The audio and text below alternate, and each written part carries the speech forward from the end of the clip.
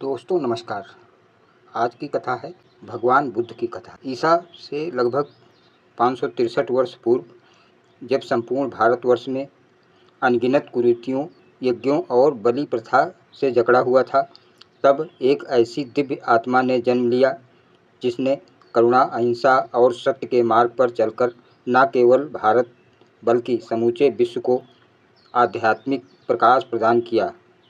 यह आत्मा थी भगवान बुद्ध, जिनका मूल नाम था सिद्धार्थ गौतम। सिद्धार्थ का जन्म लुम्बिनी वन, वर्तमान में नेपाल में है। उनके पिता राजा शुद्धोधन शाक्य गणराज्य के राजा थे और माता थी माया देवी। जन्म के कुछ ही दिन बाद ही माता माया का निधन हो गया और उनका पालन पोषण राजा की दूसरी रानी महामाया प्रजापति गौतमी ने किया। जब सिद्धार्थ का जन्म हुआ तब आकाश से पुष्प वर्षा हुई और एक ज्योतिर्मय बालक के रूप में वे प्रकट हुए। ज्योतिषियों ने राजा को बताया कि यह बालक या तो महान सम्राट बनेगा या महान तपस्वी। इस भय से राजा शुद्धोधन ने सिद्धार्थ को राजमहल के भोग विलास, सुख सुविधा और सभी दुखों से दूर रखा।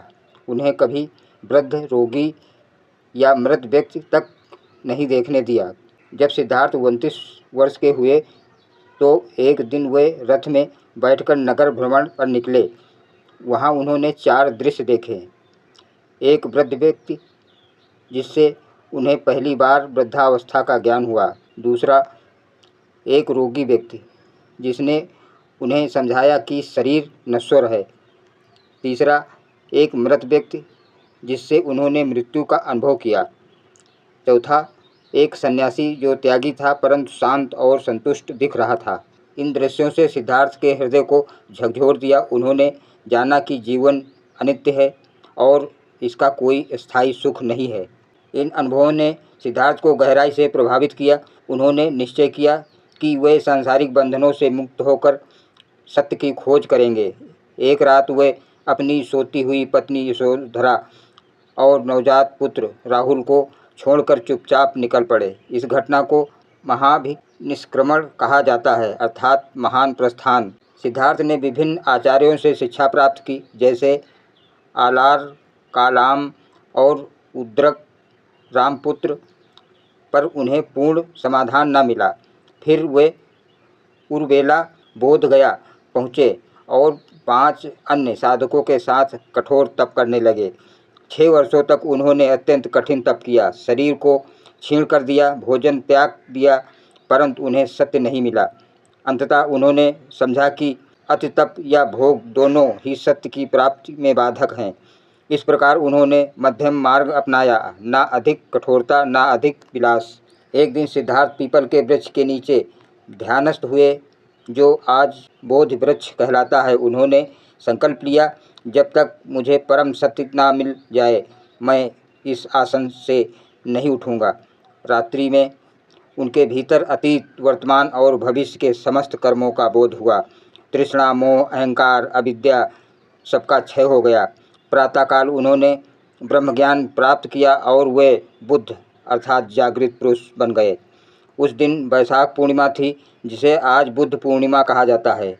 ज्ञान प्राप्ति के बाद बुद्ध ने पहले उन 5 तपस्वियों को उपदेश देने का निश्चय किया जो पहले उनके साथ साधना कर रहे थे। सारनाथ पहुँचे और वहाँ धर्म चक्र प्रवर्तन किया, अर्थात धर्म का पहिया घुमाया। उन्होंने 4 महान सत्य बताए, जिन्हें चत्वारि आर्य सत्यानि कहा गया। दुख का कारण तृष्णा है, तृष्णा का अंत निवारण है, निर्वाण प्राप्त करने का मार्ग अष्टांगिक मार्ग है। अष्टांगिक मार्ग बुद्ध ने बताया कि दुख से मुक्ति पाने के लिए व्यक्ति को अष्टांगिक मार्ग अपनाना चाहिए।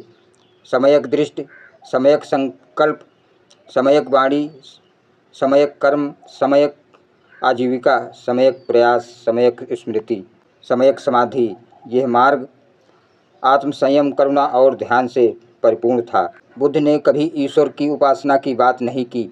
वे आत्म प्रकाश पर बल देते थे। उन्होंने जाति पात, ब्राह्मणवाद और बलि प्रथा का विरोध किया। उन्होंने कहा, अपदीपो भव, स्वयं प्रकाश बनो। उनका धर्म करुणा और मैत्री पर आधारित था। उन्होंने मनुष्यों को पशु बलि की जगह परोपकार करने को कहा। उनके प्रवचनों में कोई आडंबर नहीं था, केवल सत्य की सरल भाषा। बुद्ध ने भिक्षु और भिक्षुणियों का एक बड़ा संघ स्थापित किया। इसमें कोई भी किसी भी जाति या वर्ग का व्यक्ति शामिल हो सकता था। उनके प्रमुख शिष्य थे सारिपुत्र, मौदल्यायन, आनंद, उनके प्रिय अनुचर महाकाश्य, महाप्रजापति, गौतमी, महिमा संघ की प्रथम भिक्षुणी। बुद्ध का संदेश पूरे भारत में फैला। उन्होंने राजा बिम्बिसार, प्रसेनजित और अजातशत्रु जैसे राजाओं को भी अपने मार्ग पर चलाया। बुद्ध 80 वर्ष की आयु में भगवान बुद्ध ने कुशीनगर, उत्तर प्रदेश में अपने अंतिम क्षण बिताए। वहाँ उन्होंने एक सालवन में शिष्य आनंद को अंतिम उपदेश दिए और कहा, विलक्षणम मरणम, अब मेरा शरीर नश्वर है, सब नश्वर है, केवल धर्म शाश्वत है। और उसी रात वे महापरिनिर्वाण को प्राप्त हुए, जिनका अर्थ है पूर्ण शांति में विलीन हो जाना। उनकी देह का विधिवत दाह संस्कार हुआ और अस्थियां 8 भागों में विभाजित कर कई स्तूपों में स्थापित की गईं। बुद्ध के उपदेशों ने भारतीय समाज को नया आयाम दिया। उन्होंने ब्राह्मणवाद के एकाधिकार को चुनौती दी और सामान्य मनुष्यों को भी मोक्ष की राह दिखाई। अशोक महान ने उनके संदेश से प्रभावित होकर बौद्ध धर्म को पूरे भारत, श्रीलंका, तिब्बत, चीन और जापान तक फैलाया। आज बुद्ध धर्म विश्व का चौथा सबसे बड़ा धर्म है। भगवान बुद्ध का जीवन एक प्रेरणा है, सत्य, संयम, करुणा और आत्मबोध की। उन्होंने ये दिखाया कि बिना किसी ईश्वर की पूजा, केवल नैतिक आचरण और ध्यान से भी मनुष्य मुक्ति पा सकता है। उनका यह वचन आज भी अमर है, घृणा से शांत नहीं होती, केवल प्रेम से होती है। यही सनातन धर्म है। ओम नमो बुद्धाय। धन्यवाद दोस्तों।